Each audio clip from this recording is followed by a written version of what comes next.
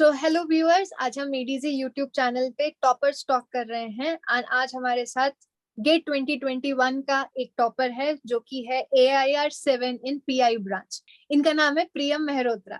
So hello Priyam, welcome to ADG toppers talk and hearty congratulations for your success. Thank you ma'am, thanks a lot. अच्छा, तो प्रियम आप अपने बारे में थोड़ा बताइए। आप कहाँ से इंजीनियरिंग कंप्लीट की है और कौन से ईयर में, और कैसे सोचा कि अब मुझे गेट लिखना चाहिए? मैम मैंने अब 2017 में अपना बीटेक कंप्लीट किया था फ्रॉम इंडस्ट्रियल प्रोडक्शन इंजीनियरिंग और okay. GB Pant university Pantnagar. I pass out from that college. After 2017 I joined Hero MotoCorp and I was working there from last 3 years. So अच्छा। then I decided कि I was although appearing for GATE before that, लेकिन in this period of 3 years I decided कि I should whole and soul prepare for this examination for an entire year, and that's why I quit my job in 2020 and I started preparing for GATE full time.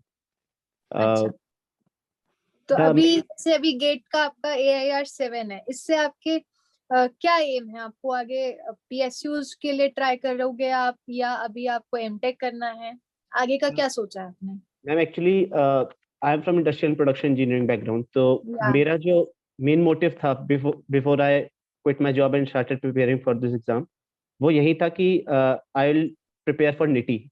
Nitty अच्छा, Mumbai is my sole aim right now and I'm trying to prepare for it itself.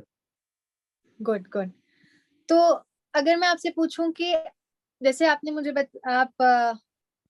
Minute, हाँ, अगर मैं आपसे पूछूं, आप एक मेडीजी के student रहे हैं, वो भी 2 year ESC plus GATE course आपने ज्वाइन किया था। Yes, ma'am. 2020 से 2022 22. बैच में है आप, है ना? Yes, yes. तो कौन से सेंटर पे थे आप? आपको थोड़ा बताइए। And how you used to balance your studies between your attending the classroom sessions, coming back, and then how you used to study?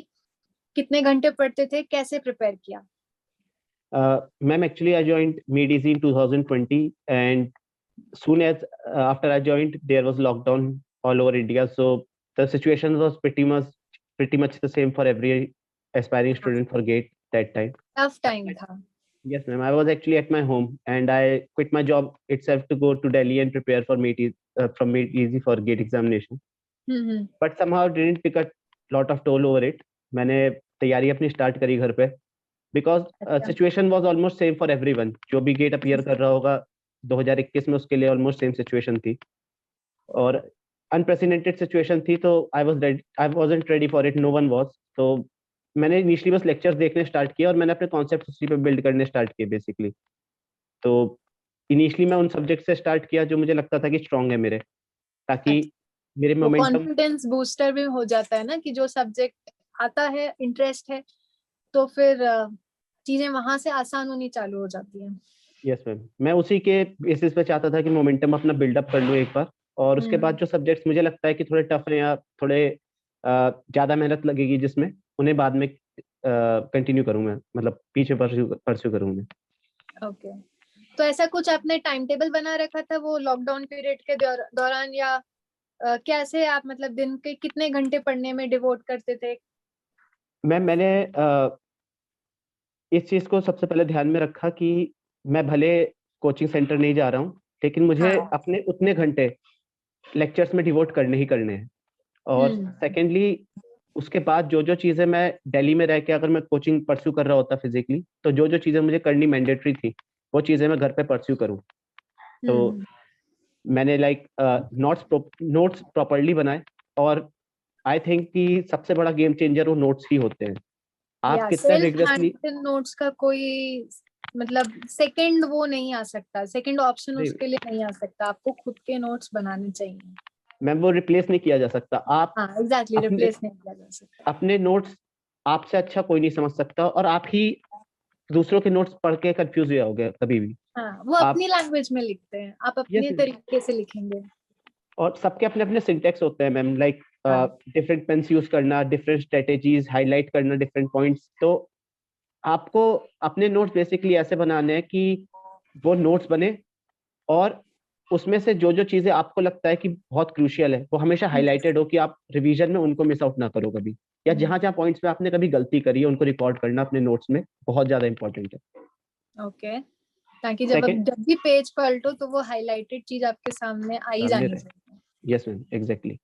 और जो आपके नोट्स है, इवन वो भी सफिशिएंट नहीं है, उसके अलावा भी आपको शॉर्ट नोट्स की जरूरत है, because at the end of the day जब आप रिवीजन करने बैठोगे तो आप वही चीज जो आपको अच्छे से मेमोराइज्ड है और अच्छे से पता है, आप उसी को 2 बार 3 बार पढ़ के ज्यादा बेनिफिट नहीं करोगे, गेन नहीं करोगे आप उतना बेसिकली।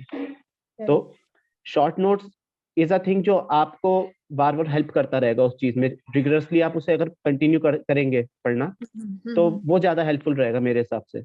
अपनी फॉर्मूला बुक बना लो छोटी सी, या शॉर्ट नोट्स बना लो अपने नोट्स में से, वो बहुत इंपॉर्टेंट है पार्ट। अच्छा, और इसके साथ साथ इसके अलावा जैसे आप टेस्ट सीरीज की बात करें तो आपने अगर टेस्ट दिए हैं तो उसमें क्या है मतलब एक टॉपर स्ट्रैटेजी कुछ अलग होती है ना, कि मतलब मैं ऐसे टेस्ट दे रहा हूँ तो मेरी रैंक अच्छी आने वाली है, तो आपकी उस टाइम पे क्या स्ट्रैटेजी रहती थी? कैसे आपने अपने आप को तैयार किया कि हाँ मैं एग्जाम के लिए रेडी हो गया हूँ? मैम, मैंने इनिशियली टेस्ट जो है वो बिगिनिंग ऑफ द सेशन में नहीं स्टार्ट किए, जो मुझे लगता है कि थोड़ी सी मिस्टेक रही। ओके। मैंने ऑल तो नवंबर दिसंबर में अपने ज्यादातर टेस्ट स्टार्ट कर दिए थे, मेड इजी ने जितने प्रोवाइड कर रखे थे वो सारे टेस्ट देने मैंने स्टार्ट किए।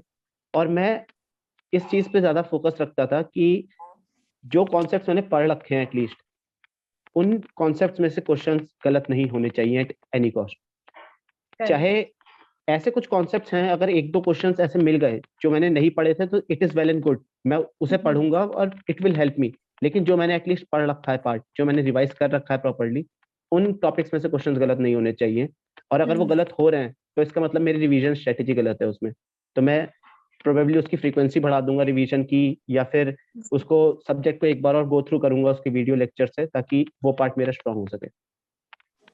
लास्ट ऐसे कहते हैं ना, लास्ट 30 to 45 days का जो टाइम रहता है लास्ट का ना गेट के पहले, वो बहुत क्रूशियल होता है।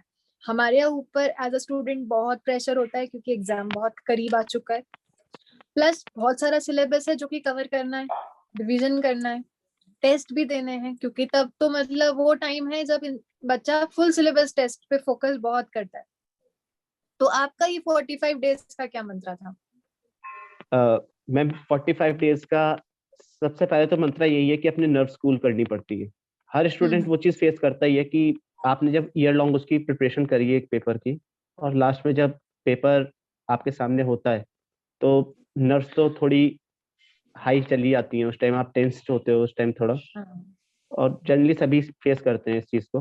बट आई थिंक कि short notes, first of all मेरे लिए जो सबसे बेनिफिशियल चीज थी वो शॉर्ट नोट्स थे मेरे। मैं अगर कभी कॉन्सेंट्रेट नहीं कर पा रहा हूँ किसी नए टॉपिक पे, किसी लेक्चर पे मैं उस टाइम फोकस नहीं कर पा रहा हूँ, तो मैं उस टाइम को ऐसे वेस्ट नहीं करना चाहूंगा कि मैं कुछ भी ना करूँ, क्योंकि लास्ट के 30-45 डेज ही डिसाइडर होते हैं। तो एटलीस्ट जो मेरे शॉर्ट नोट्स हैं मैं उनको रिगरसली गो थ्रू करता रहूंगा, उन पे वन बाय वन, और टेस्ट देता रहूंगा एट एनी कॉस्ट।